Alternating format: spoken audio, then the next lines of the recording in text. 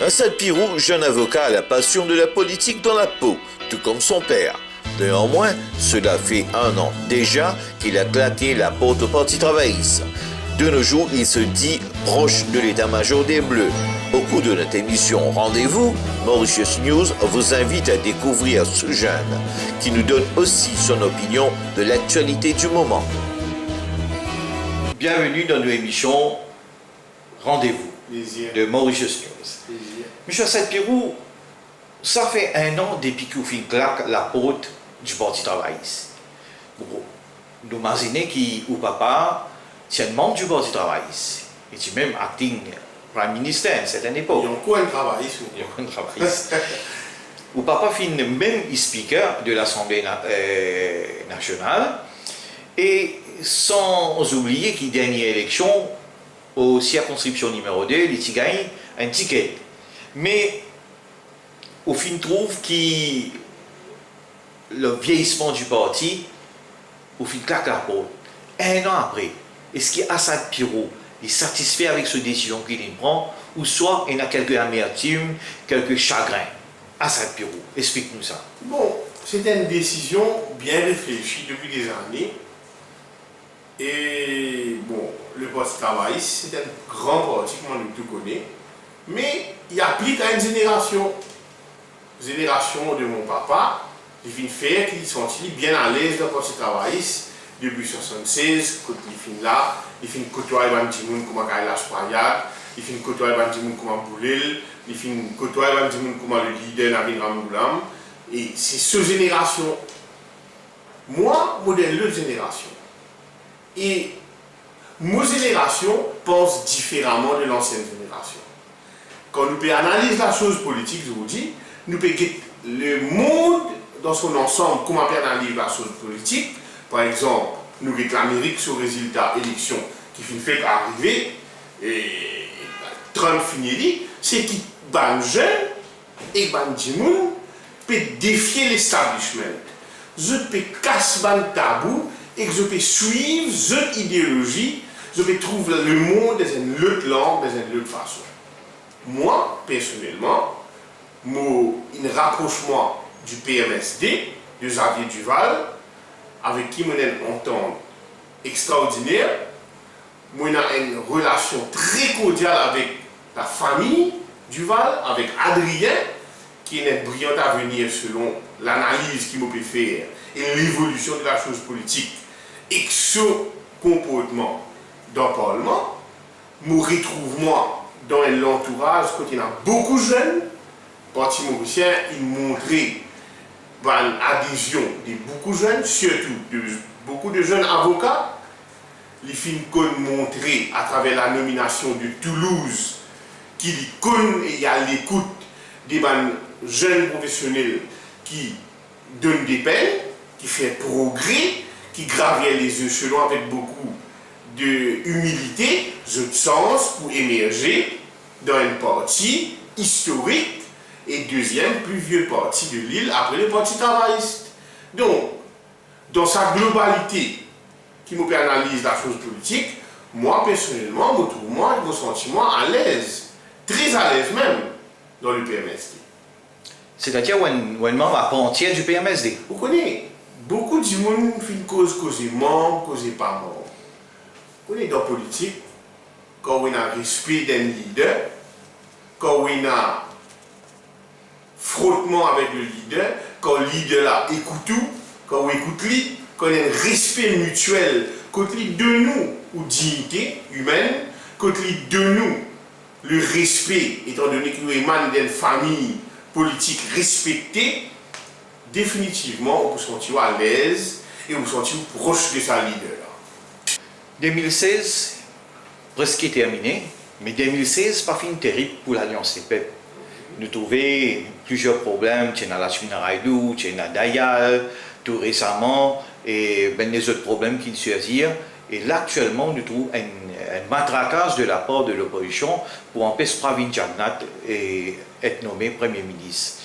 Ou en tant qu'un jeune, en tant qu'un adhéré avec le PMSD, qui est membre dans l'alliance des peuples. Comment on trouve la situation? Bon, ça fait mal sourire parce que je trouve l'île Maurice est une démocratie vivante.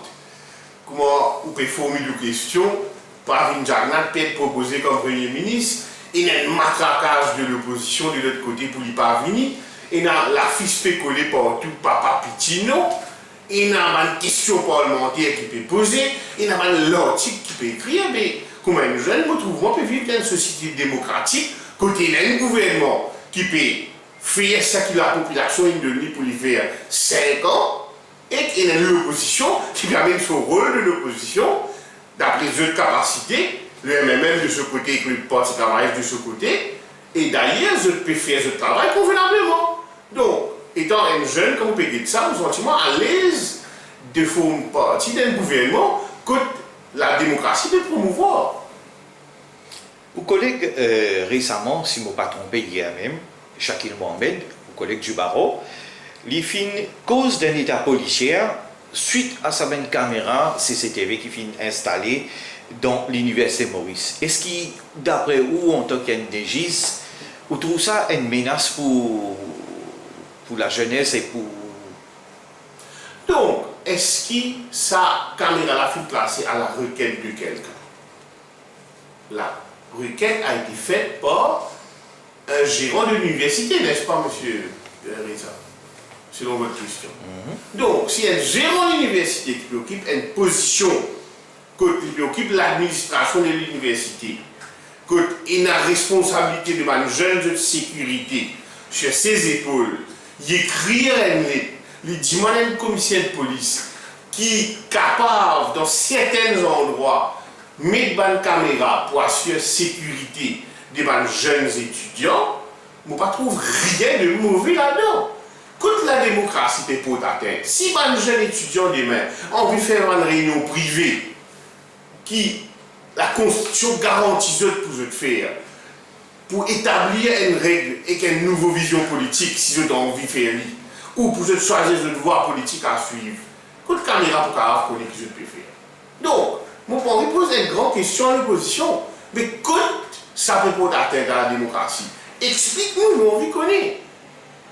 Parce qu'il pas demain, s'il arrive un incident à l'université, pour venir faire porter le chapeau au gouvernement ou pour porter le chapeau à un gérant de l'université pour demander de démissionner. Donc, c'est pas un rôle de l'opposition, c'est un rôle de l'opposition sérieuse qui construit un pays. Pas une opposition qui tient là et qui va détruire tout une petite chose de bien qui peut arriver.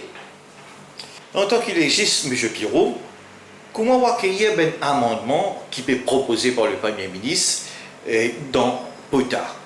Après ce qui fait arriver dans le sud du pays récemment, que moi-même personnellement je vais aider à calmer les choses, quelque chose de pas mauvais.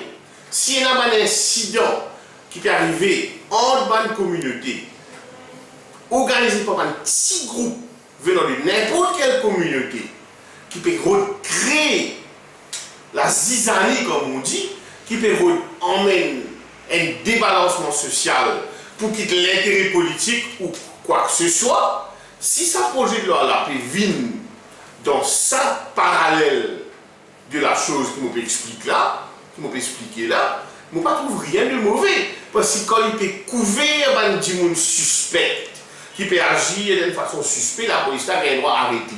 Normalement, dans la réalité, si vous pouvez trouver un monde qui peut faire une action terroriste, ou bien aller à la route warrant, à faire X, Y, Z, venir arrêter, puis l'action est finie faire. Donc, dans la globalité de la chose, nous devons connaître, après les délibérations qui peuvent venir en cours de Parlement, après le débat qui peut venir en cours de Parlement, qui l'attorney général pour proposer comme sauvegarde à sa proposition qui lui finit pousser de l'avant là. C'est dans une globalité qui nous analyse ça. Pour l'instant, il y a encore un peu tôt, mais mon capable c'est comprendre la logique derrière ça. Concernant POTA, on explique-nous. Mais il y a d'autres petites affaires que la population tout le temps fait gronder, et même les légistes, concernant arrestation arbitraire par la police. Je suis d'accord avec vous.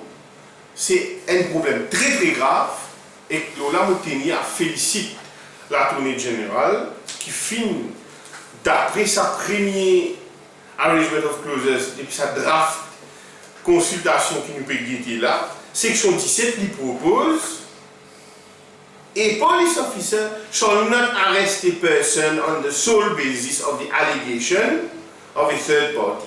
Un policier pas pour capable arrêter un monde jusqu'à l'allégation une troisième partie, une troisième personne, jusqu'à qu'il finisse amène les investigations et les enquêtes nécessaires pour vérifier qui n'a pas de preuves nécessaires selon section 16N.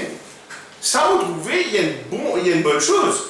Il y a une proposition selon le working draft pour régler ce problème-là. Encore une fois seulement, nous devons attendre, nous devons avoir un débat dans l'Assemblée, nous devons trouver un further propositions, comment pour emmener ce changement-là dans la pratique. Donc, un stage préliminaire, l'intention est bonne des deux côtés.